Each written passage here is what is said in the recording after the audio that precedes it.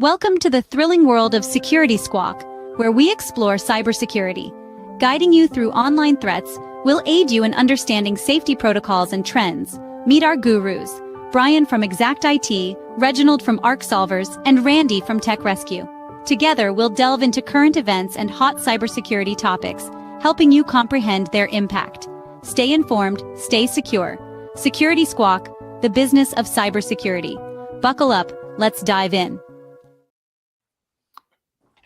What's up, everyone? Welcome to the latest edition of the Security Squawk podcast. I'm Brian here with Andre and Randy. How are you guys? Hey, Pretty doing good. well. How about you?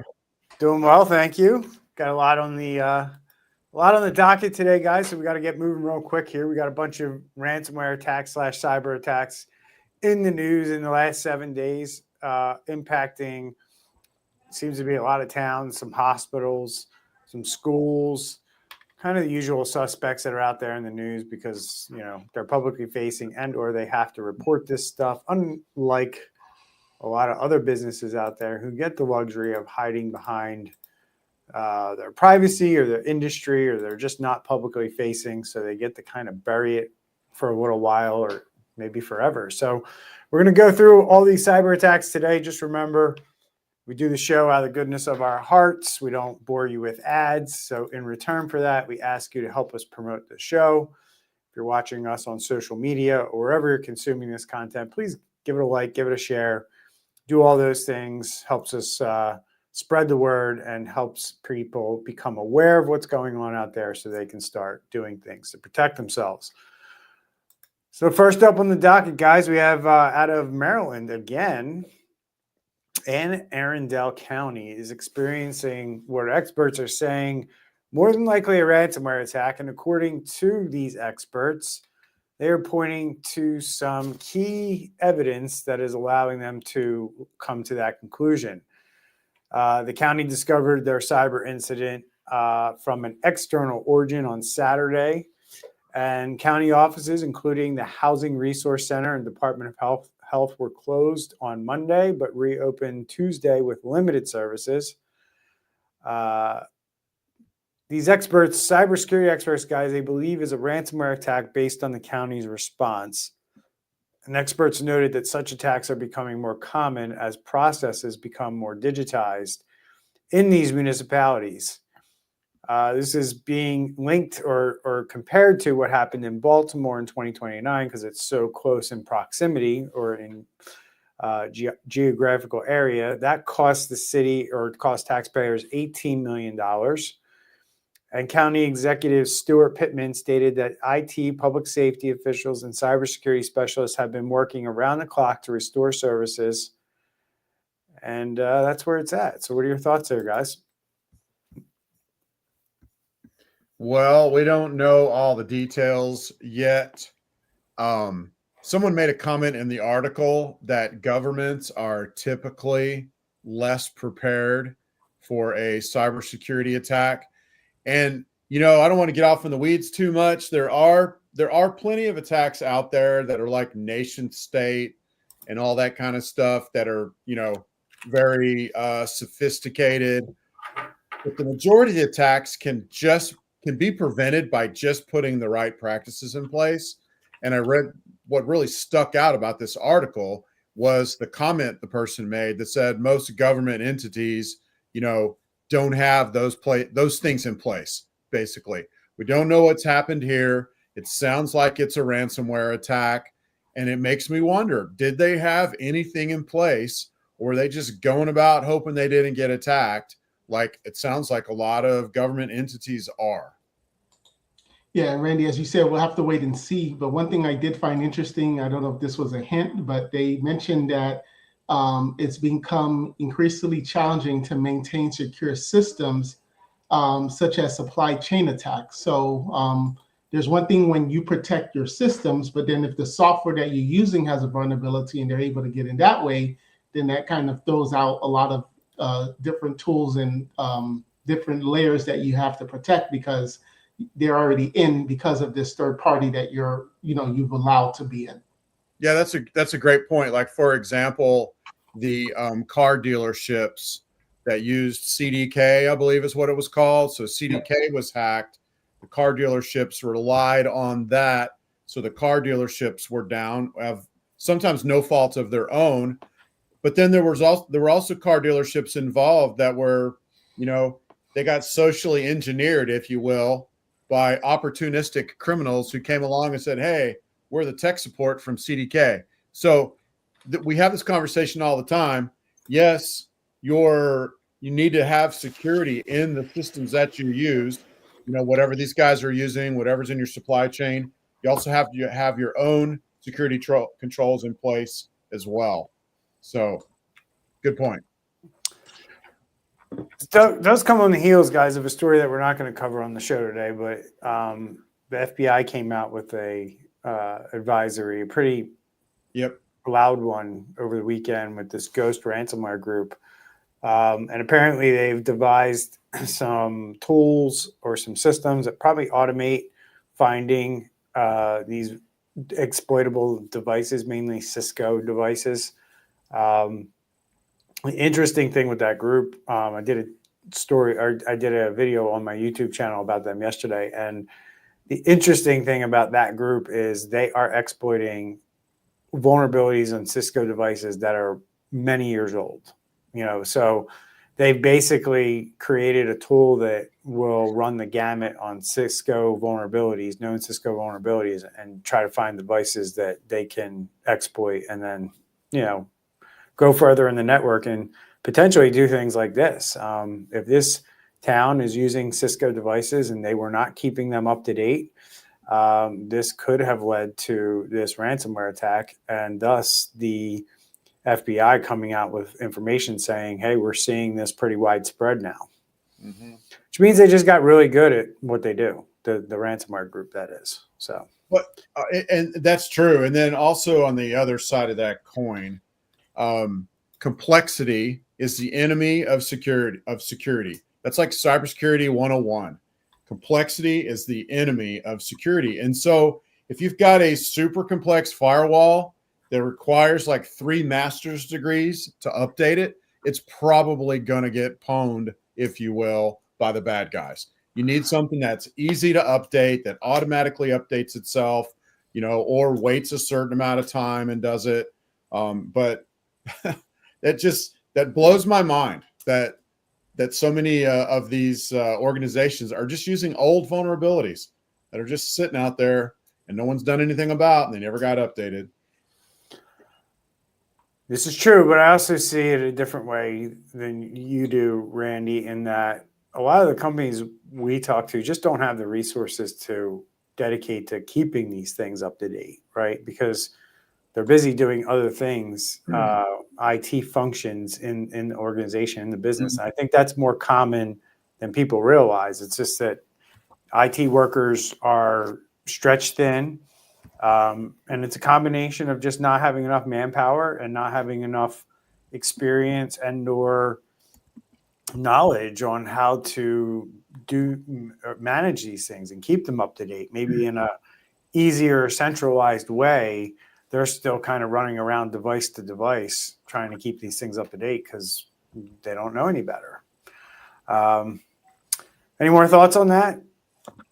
Good to go. So I found this story interesting, guys. And this is a story out of the 74million.org. And it's a story about Kept in the Dark inside the St. Landry Parish Schools ransomware attack. And it's an investigative series that basically says there's, and I don't disagree with any of this, by the way, hired guns who make sure school cyber attacks stay hidden.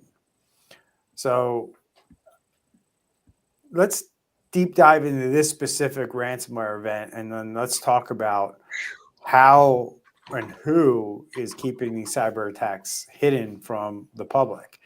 So St. Landry's Parish School District in Louisiana faced a significant ransomware attack in July of 2023. And the district waited 5 months to notify affected individuals about the data breach. This violated the state law. The Medusa ransomware gang claimed responsibility, demanded $1 million, And the stolen data included health insurance records with social security numbers at least 13,500 people, 100,000 sales tax records, and thousands of student records. The district officials initially denied that sensitive information was exposed, despite evidence to the contrary. Not the first time we've seen that. The breach was discovered by an investigation conducted by the 74 and the Academia Advocate. And it's Louisiana's breach notification law requires entities to notify affected individuals within 60 days of discovering a breach. And the district finally acknowledged the breach in December of 23 after pressure from the state attorney general's office. So very interesting here. So what are your thoughts here, guys? So, one thing is the ransom being bad, but now you kind of have a cover up using lawyers. So obviously we all know that schools, gold mine for information, social security numbers, health records, all that jazz. First thing is the school district didn't follow the law that says that they have to notify victims or people that were affected by this within 60 days. So they never face any penalty. So first question is, why isn't the attorney general going after these officials to say, you broke the law, you didn't follow this rule? And then the interesting part of the article also that I like was that they never receive reports. They're claiming that, well, we never knew that all of this sensitive information was out there, although the journalists and news reports said it was out there. That's why, they're kind of just claiming like they didn't know. And because they didn't know, they didn't follow necessary steps. So it's like in the corporate environment, that's like the CEO knowing, not telling the board, or the board never getting like an official notice. Maybe it was a rumor or they heard a little about it, but it was never in the minutes. And therefore the board can just be like, oh, well, we never know. We never knew. Right. And you definitely want to take the approach, if ever there's a breach, I would say most states or many states have breach laws. And you might be covered by, HIPAA or other compliance, but there's breach laws in place. You're going to have to report anyway. And you're really going to be better off if you have a breach, stuff's been leaked, you get with your lawyer so you know the exact right thing to say, but don't delay. Be transparent, get it out there. Like I said, run it by your lawyers, make sure it's the right thing they want to say, but you need to get it out there and you need to be transparent about it because it's going to all come out in the end anyway. So you might as well handle it right and navigate it. Because what this does, Andre, is this is going to open up St. Landry Parish to extra lawsuits that they might not have had before. Like, maybe the jury would have said, oh man, they did their best. We're still going to give you some money, but it's going to be little. And now they're like, oh, we tried to hide it. Man, let's really spank them and give $1 million to everybody who's affected or something. You know what I mean? Yeah. And this is how the lawyers, they try to create that legal distance and be like, oh, they're telling them how they can operate in the law and go around what they're supposed to do and delay the disclosure. Mm-hmm. This is crazy to me because there's too many people that have to be involved to keep this buried, right? Starts off with, as you mentioned, school district officials, and we have 3 of them.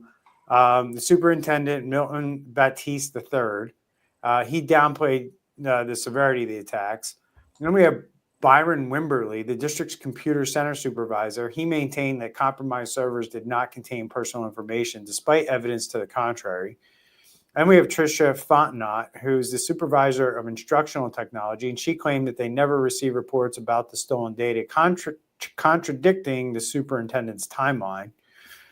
Then we have cybersecurity consultants and attorneys who are hired by the district who managed to keep this all quiet while they were getting paid.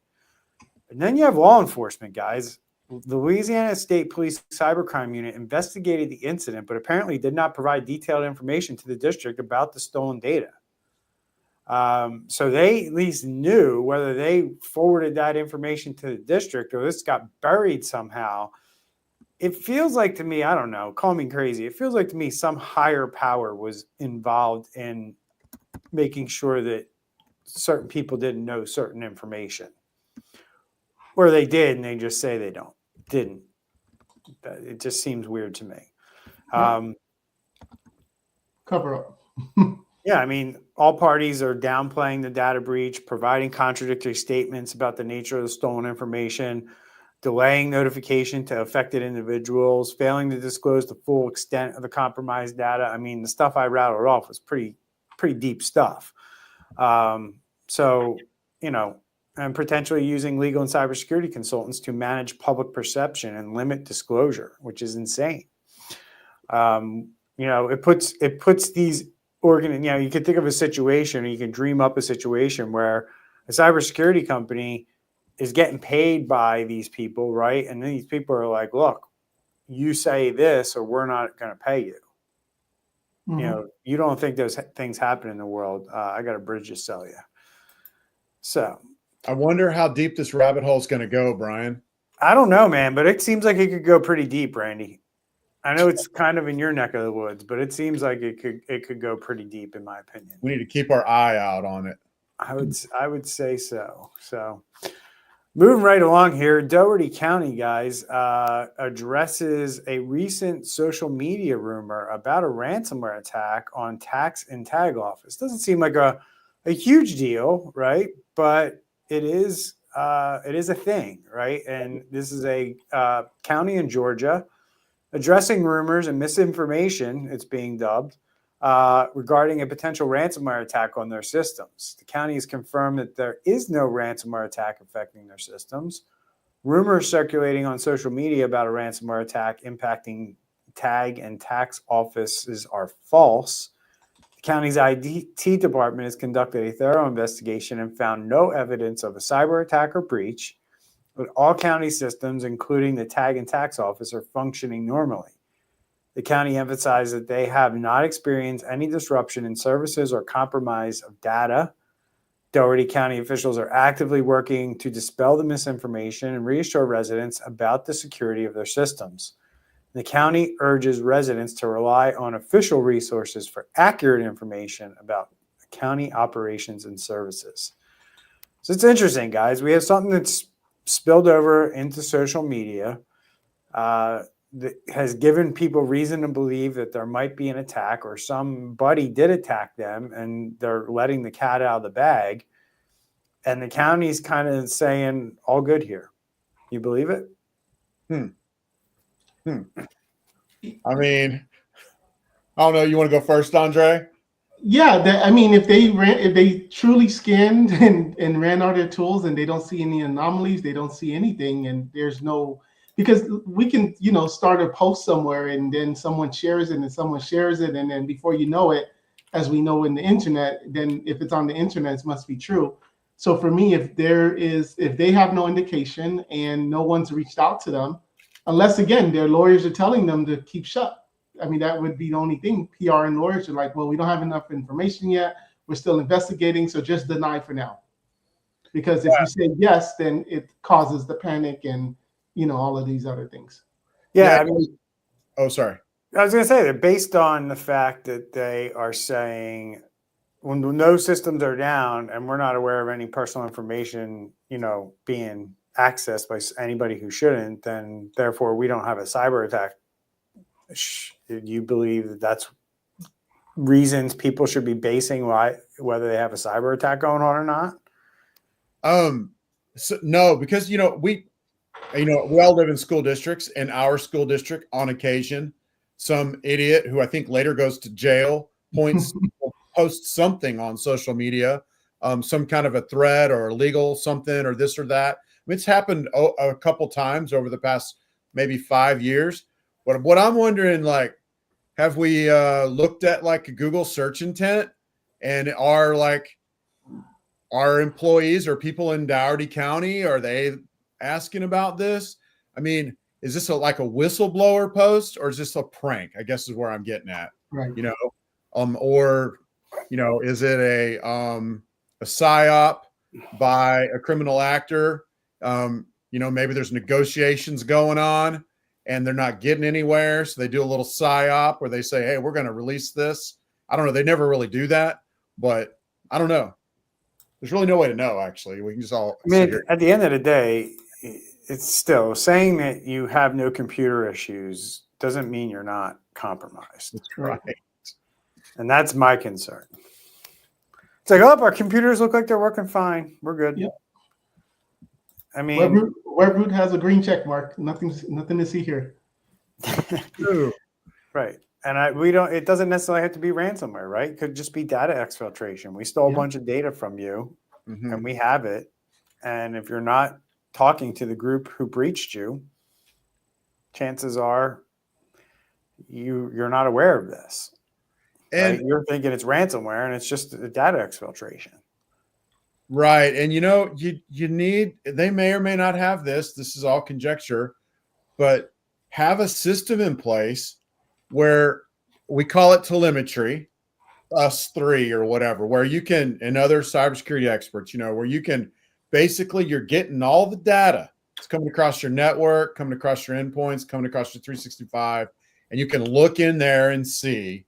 Why do we need that? Our computers are running fine. Exactly. That's what I'm saying. They might be running fine, but if you have access to that telemetry, because you can scan a scan. What is a scan? In other words, you can still be breached, and your computers could be appear to be running fine, right? Exactly. So you need these tools to detect whether somebody's manipulating the systems in the way that they shouldn't. Exactly. And remember, just last week we talked about how there's a new attack where they're doing some kind of like PDF that gets everybody all up in arms while they drop something on the computer like below the radar that nobody notices. How are you going to notice the thing that gets dropped below the radar? By all the telemetry and being able to look at it all and say, oh, this EXE dropped on this machine the same time as the 365 attack started or whatever. I'm just throwing out it, but anyway.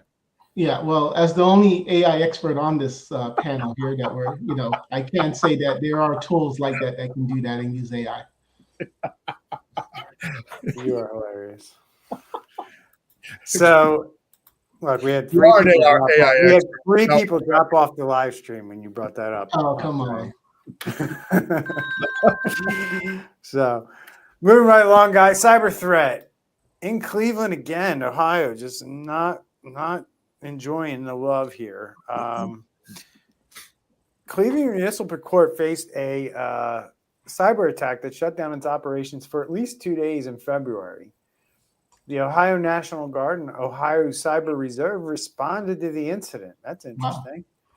Wow. All court systems and services were taken offline as a precautionary measure, and the shutdown caused significant inconvenience for people trying to pay citations and make court appearances or retrieve paperwork.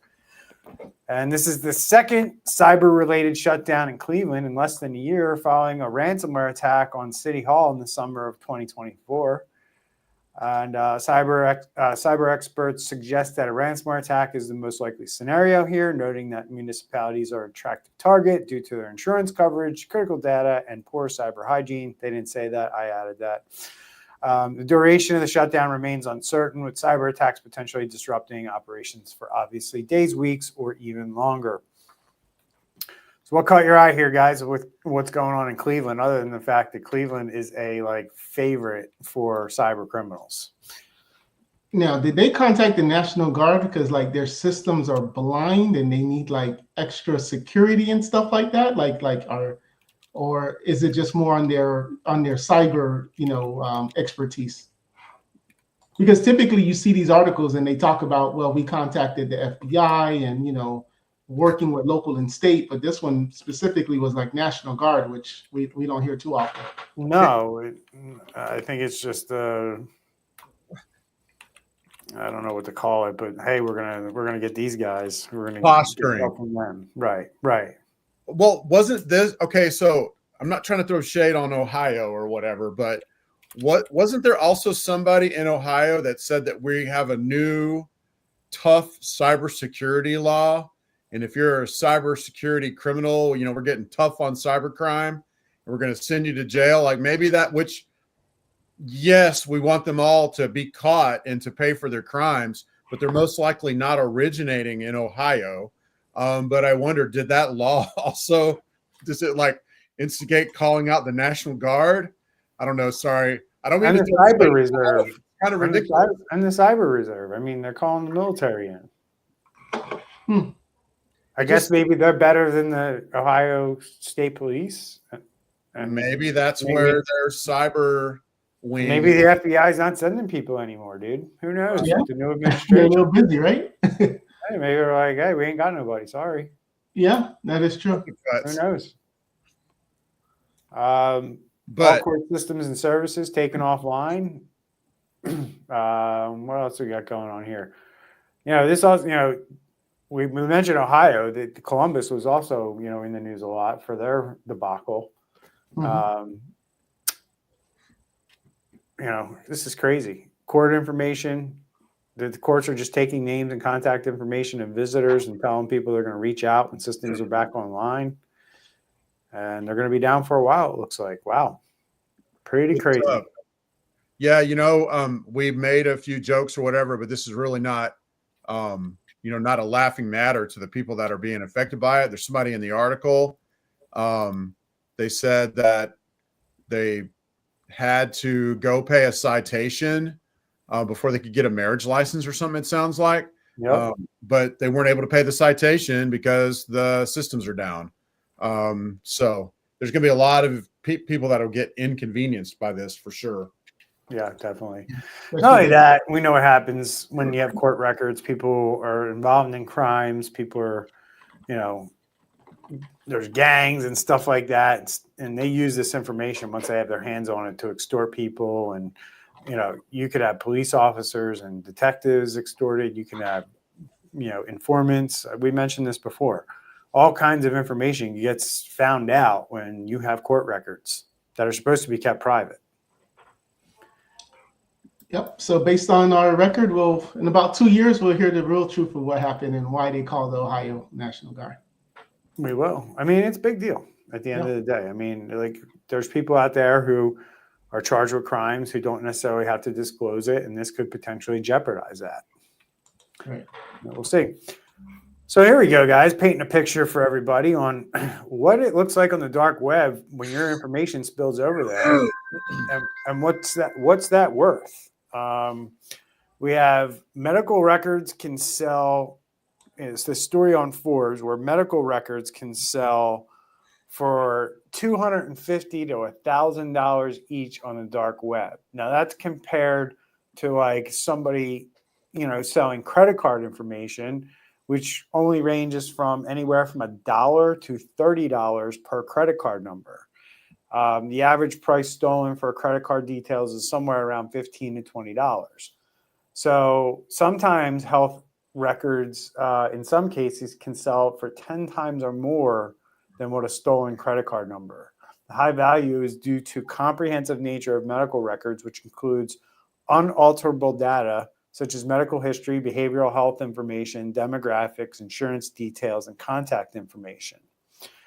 So any thoughts here as to why cyber criminals are willing to pay such a hefty price for medical records? I mean, obviously, the first thing that comes to my mind is a credit card can be shut off pretty much instantaneously when fraud is suspected. Not so easy for health insurance, right, guys? It's not shut off like that if they detect somebody's misusing it or abusing it.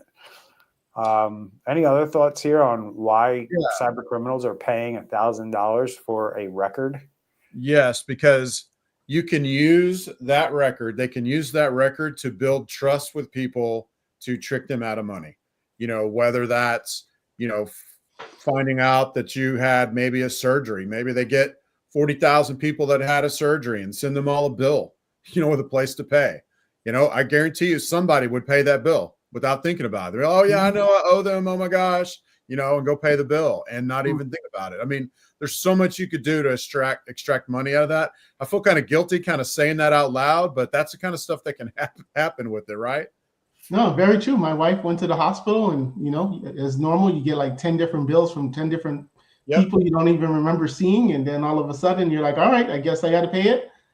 There's also in those records, prescriptions that can be for resale. They can take the actual prescription record, fraudulent insurance claims, and obviously access to, like, those medical devices where they can just use that to then do some type of fraud there as well.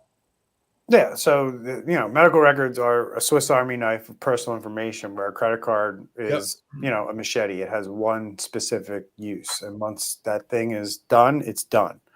Medical records are usually information that's really hard to change, like social security numbers, where you live, your medical history. I mean, you can't really change that, right? So yeah, you can see why it's worth it, but you can see man, $1,000 for one person's medical record, that just seems like a lot to me. I mean, it's just amazing that they're willing to pay that much for that kind of information. But that's why hospitals, and that's why they're after this information, because they can sell it and they can sell that over and over again. They're not going to sell my medical record one time, right? They're going to sell it to any person who comes along and wants to buy it for $1,000. So they could make hundreds of thousands of dollars off one person's medical record. Yeah, that's the whole thing. It's all right? about the money. Yeah. So it's crazy. Follow the money. Yes, sir. Let me make sure. Oh, we're at the DISA one. Where's that at? There we go. This was an interesting one. U.S. employees, a screening giant for the government. Background checks. My God, like, how much do those records go for? Because I just, I filled one out recently, and I saw this story, and I was like, oh boy. I'm like, I gotta see who this was, because thankfully this is not the company who's doing my background check. Yeah, guys, but at the end of the day, we have this DISA company who does U.S. employee screenings. They lost about 3 million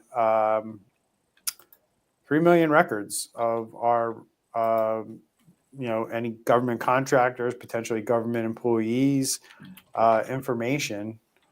And they're listed as a major U.S. employee screening service provider, and recently disclosed a breach that actually impacted 3.3 million people.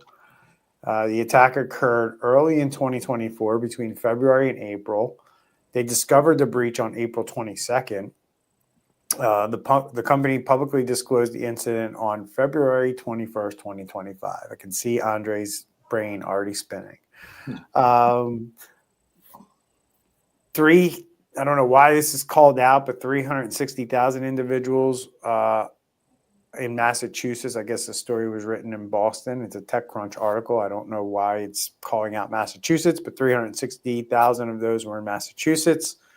And it's, again, it's a Swiss Army knife of information that includes names, social security numbers, driver's license numbers, financial account details, drug testing information, dates of birth.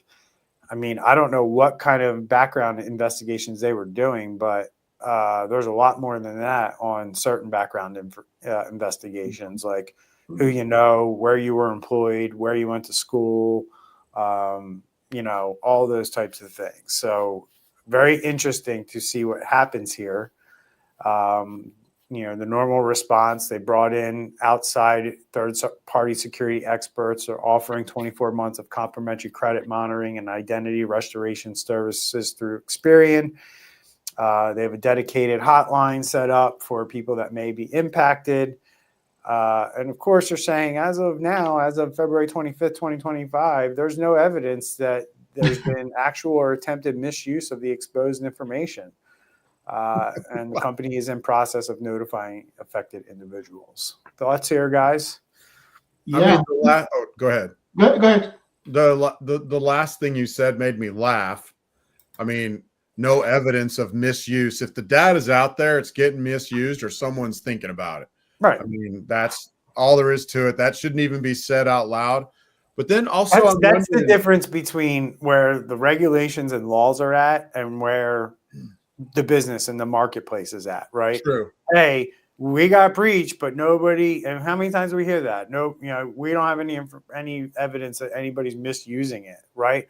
Well, the law doesn't care if somebody's misusing it. The law cares that you let somebody get to it who shouldn't have gotten to it. And that's, that's like the gap between where we need to be and where businesses are from a mindset standpoint on how hard they should try to protect this information on a daily basis, because they don't try very hard.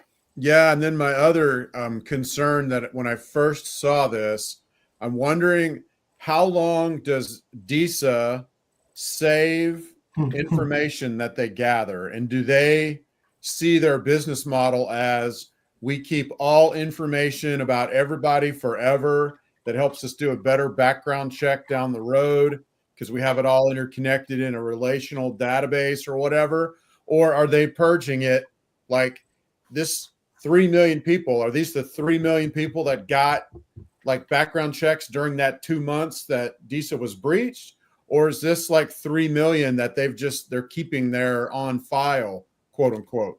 Because it seems to me like stuff like that ought to be deleted as soon as it's used.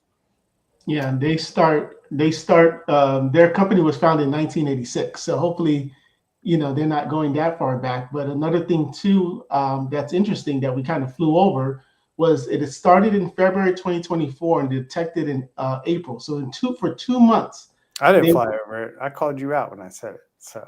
Okay. Shake my head. Okay. Yeah. So 2 months they were in the system, and then they're quoted as saying could not definitely conclude the specific data, what was basically breached. So their logging was so bad that they can't even track what was stolen. And this 3 million people, I have a good feeling, near Easter, Good Friday time, we're going to hear this number go way, way up, because you can take more than 3 million and it could either be 3.1 or it can be 10. But I have a feeling it's going to be way more than 3.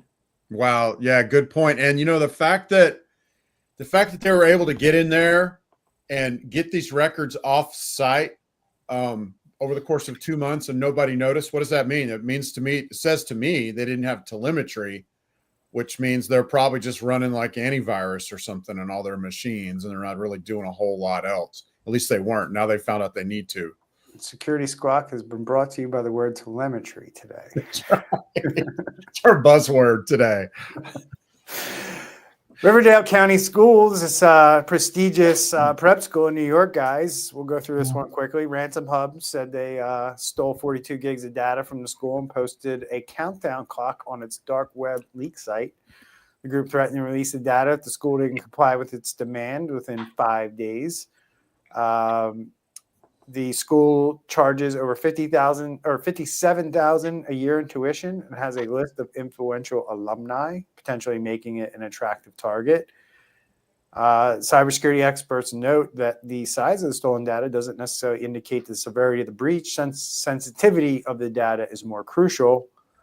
The attack's public announcement on its dark web could indicate an attempt to pressure a school during negotiations. This is one of those interesting ones, guys, because not only are you worried about school information, but you're also worried about things like private donors and things like that who fund the school, right? So be interesting to see where this goes with this group. Ransom Hub, they are kind of they are good, and they are kind of creative in those types of situations where they know if they have some juicy data in front of them that they could release that somebody else who is prominent in the community may not want out there. That prominent person could pressure the school into negotiating and paying the ransom. Yep. Or help write the check. It's kind of what I meant. Okay. But touche. All right, we got Cayuga, guys. Cayuga Medical Center here is also not having a fun day as they are dealing with temporary disruptions. Let me just pull this up real quick. Cayuga is in Ithaca. That's what I thought. New York experienced an attempted cyber attack on the 18th of February. The healthcare organization faced an unsuccessful cyber attack on Tuesday evening. Cayuga Health promptly isolated affected systems to protect the rest of their network, and the organization implemented downtime procedures to ensure system integrity. So basically, they took systems down because of a attempted cyber attack that they believe they thwarted, but at the same time had to divert patients for about 4 hours overnight.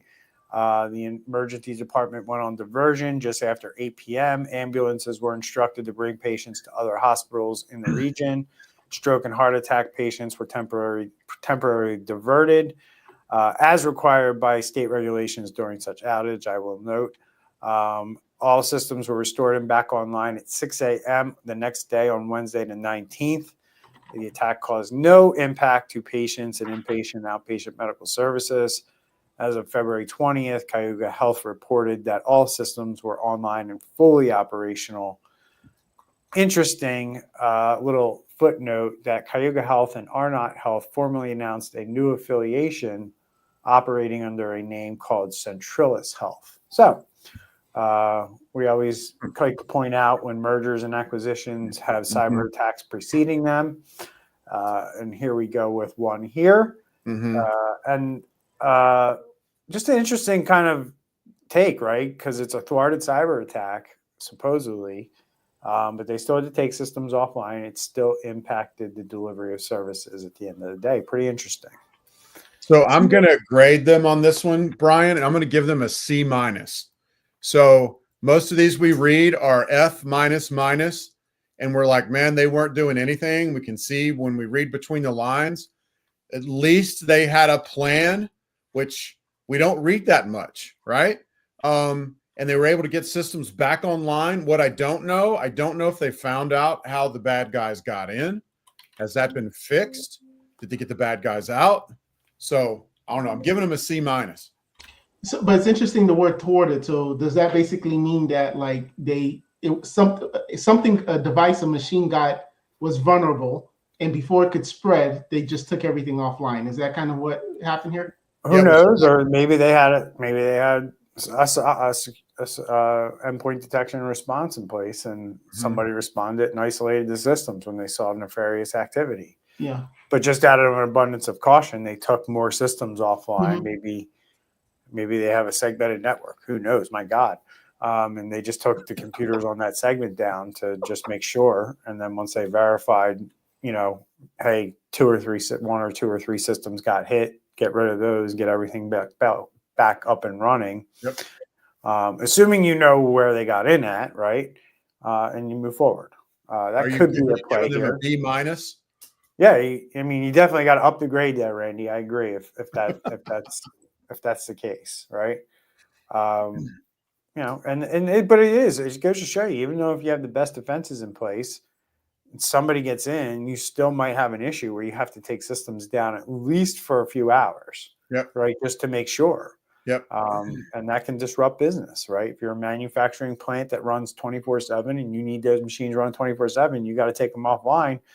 These are things you might want to be aware of, that you still might have to take them offline, even though you're dealt with a cyber attack. We rarely run into situations like this, guys, where organizations are doing something and they can thwart an attack. Usually they're doing nothing, and it's just a complete, utter, nuclear bomb that goes off in their company.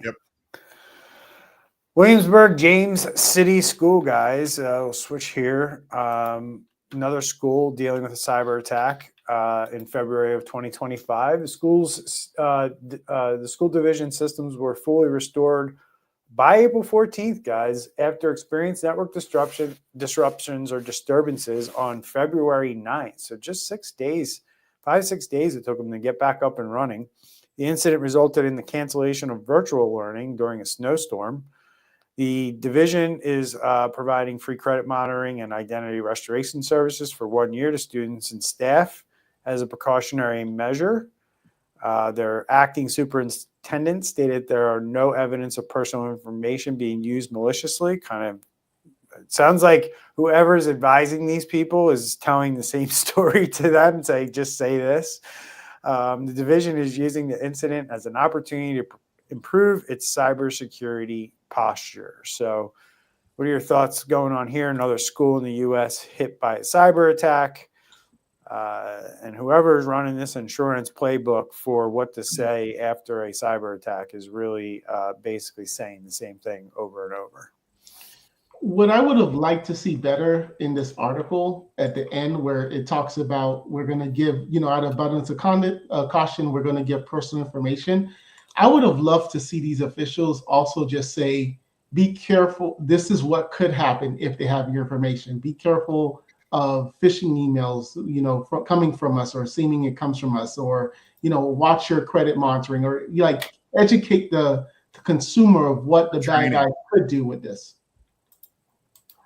And what this says to me, Brian, is, and I agree, Andre, that's a great idea. We should start encouraging them to offer training as well as credit monitoring, and everybody should have their credit report frozen. It's easy to do and it's free. But what this makes me think, Brian, when I read it, was they weren't prepared. They had an attack. They brought in a cybersecurity company who they shut everything down. They brought in a cybersecurity company. Cybersecurity company got in there, was able to stop whatever it was, get their tools on, read control of everything, and then they brought it back up. I think they dodged a bullet, in my opinion. It doesn't sound like they had it all together and it was just like a little blip, which was similar, which is what we read in the last article. Yep, 100%. So moving right along here, guys, we got last two articles as we run down the marathon of the show for today. Ransomware recoveries, lessons learned from Arnold Clark. And this is a story brought to us by Andre.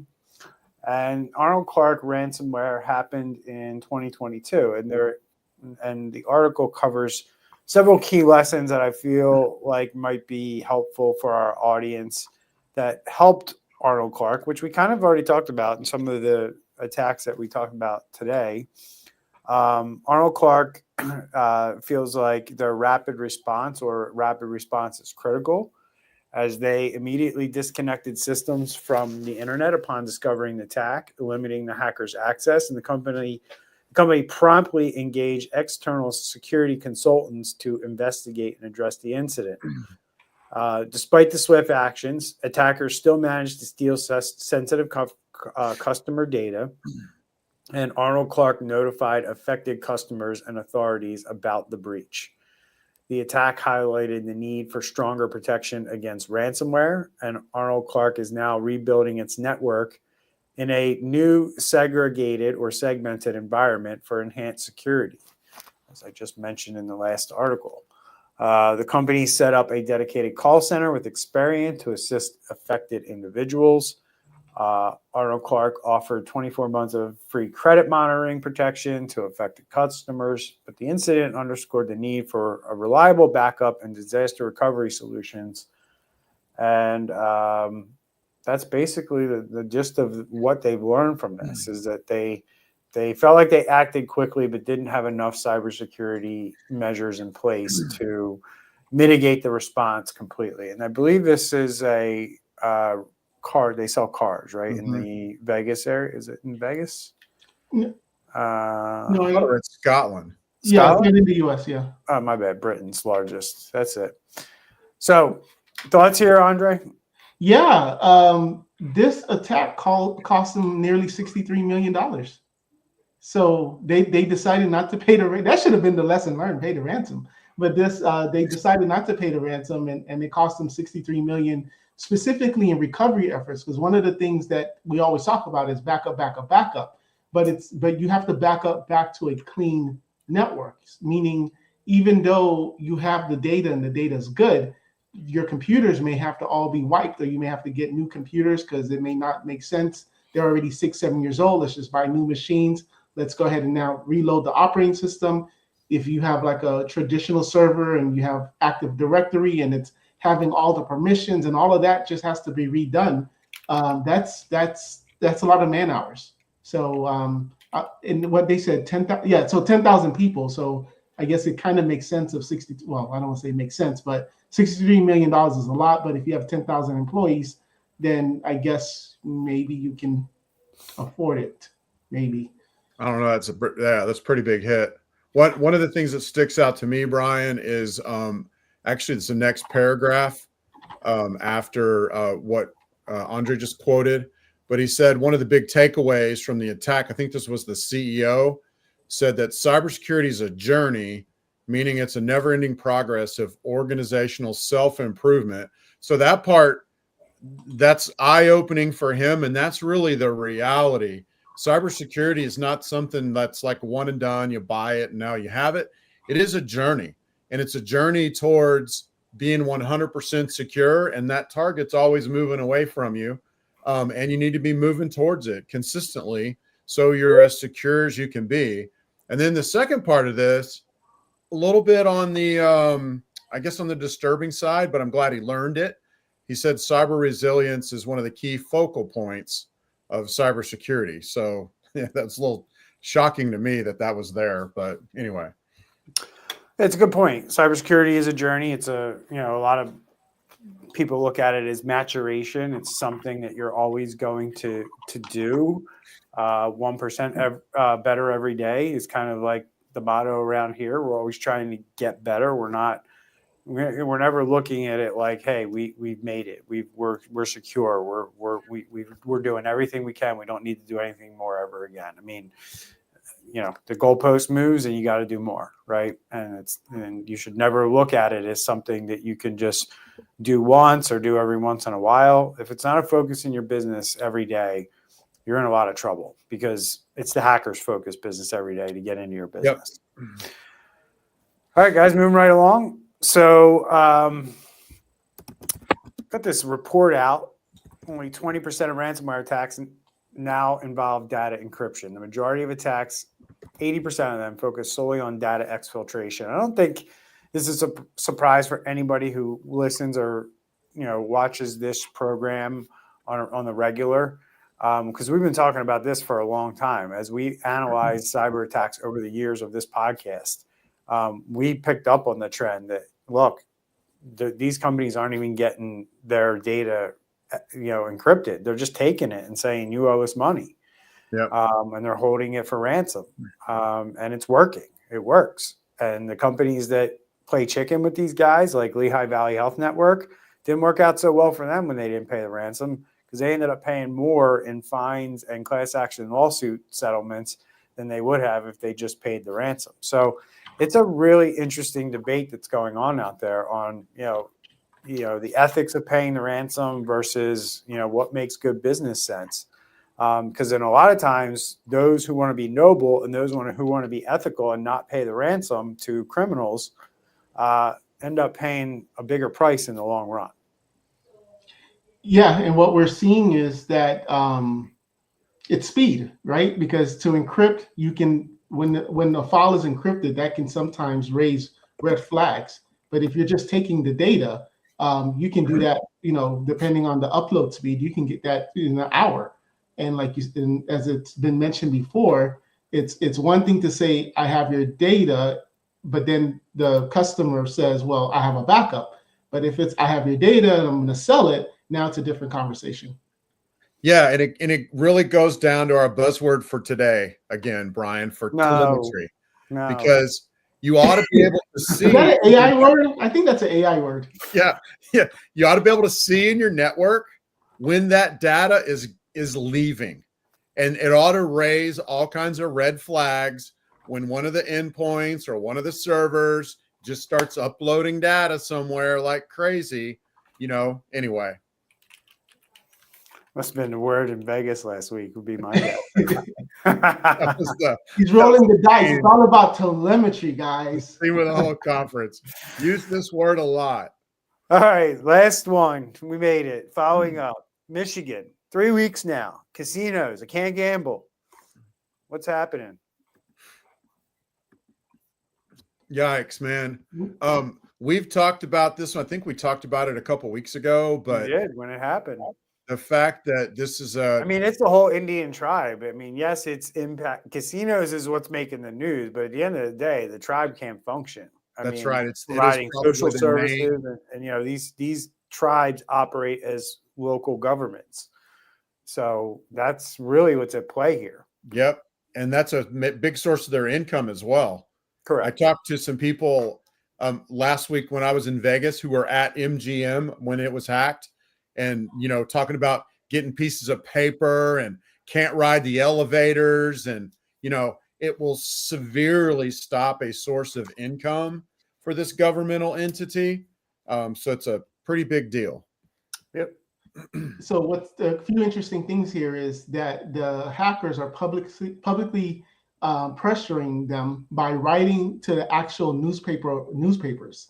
So this is kind of rare for them to go to the press, and then they're saying, hey, not only that, they have 3 insurance providers. Like, so they're reading their policies and saying they can cover this. We don't know why they're not paying. So it's like the hackers are like, man, we did all this work. We deserve to be paid, you know, like they're the ones who. Well, of course they always say that. Yeah. You know, yeah. they broke into your network and they deserve to be paid. They did you a favor. Yeah. By showing your vulnerability. Yeah. But and we'll help you fix it too. And we do mention this a lot, though. If they need to, they will resort to psychological operations. Sure. AKA psyops. And, you know, go into the newspapers and go into the Nothing's media. off the table when it comes to these guys. They'll call your mom. They'll call your wife. They'll call your kid. They'll call your kid's school. There's all kinds of stuff that these guys, they'll go to no lengths to put that psyops mental pressure on you to just give in. Yep. And they want you to work you into a state of hysteria and make you think they can control everything on the planet. Correct. That you're involved with. Correct. But someone needs to tell the tribe's headsmen, you can pay the $5 million ransom, or do you want the members and casinos visitors, with a lawsuit? We just saw how much the last guy had to pay. Well, the last one was something else, but we've seen how much it costs as far as the lawsuit. So $5 million may be a good deal, especially if they have the insurance. If I was a betting man, I'd say $5 million is a great deal. Mm-hmm. Wait, you're not a betting man? With that, we'll end the show. Thanks for your input, guys. Remember, share the show. We'll see everyone next week. Take care, everyone. Stay safe out there. All right. Bye, everybody.